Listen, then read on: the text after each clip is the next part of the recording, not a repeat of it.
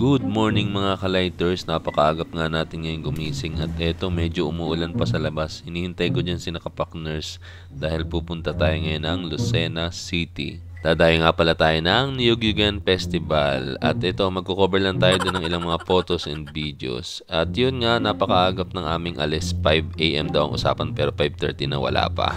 At sa wakas, nakasakay na rin tayo at kitang-kita ninyo ang lakas ng ulan dito sa bintana. Ayan, kasama nga pala natin si Jacob Vlogs, also known as Roland Matanggihan.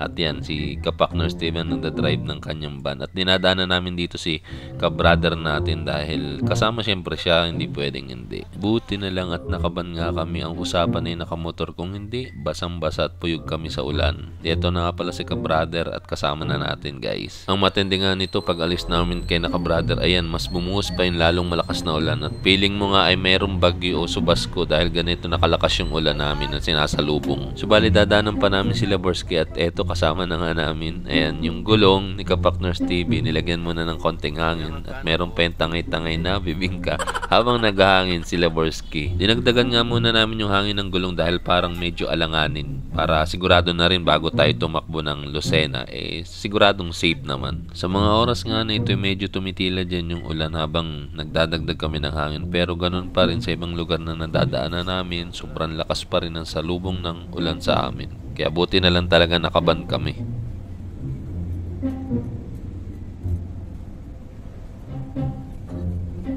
Napatigil na nga pala kami dito sa may bandang Padre Burgos at dito na rin kami nagpasya na mag-almusal muna dahil hindi pa kumakain ng lahat.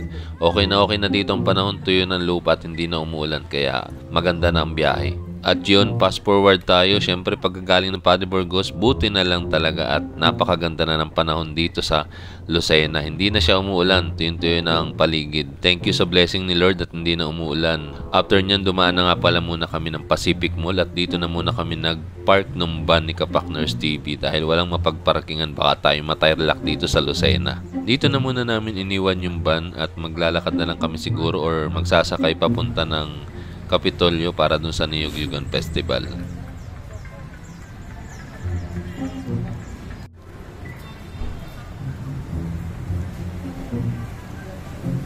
At eto na nga ang napagkasundoan na yung sumakay na lang kami ng tricycle dahil medyo malayo-layo ngayon. Pagdating naman dun kami, pawis na dahil medyo mainit na ang panahon. Bali, 2 tricycle nga pala ang aming sinakyan dahil hindi kami kasya lahat dun sa isa. At after ilang minuto lang ng biyahe dito sa tricycle ay nakarating na rin tayo ng Niyog-Yugan Festival dito sa Kapitolyo ng Lucena. Nandito pa lang kami sa may labas ng Kapitolyo at ramdam mo na dito yung sayang-saya ng paligid dahil ang daming tao.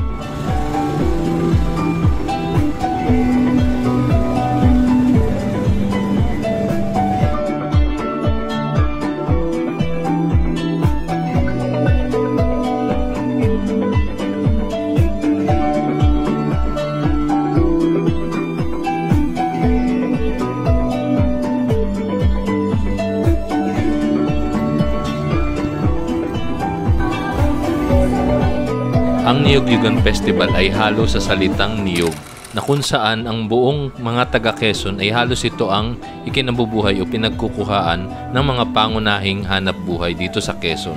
Kaya kung mapapansin ninyo, ang halos lahat ng kubol ng mga kalahok dito ay gawa sa mga puno ng niyog ang kanilang mga disenyo. At ang salita namang yugan ay hango sa salitang yugyugan. Kumbagay, isa itong kasayahan o pagdiriwang dahil sa pangkabuhayan nilang nanggagaling sa niyog. At dito nga ay punong-puno na naman ng mga makukulay at magagandang kubol ang Kapitolyo ng Lucena. At sa tuwing dumarating ang Niyog-Yugan Festival, ay lumalabas dito ang pagkamalikhain at mga talento ng mga taga Quezon.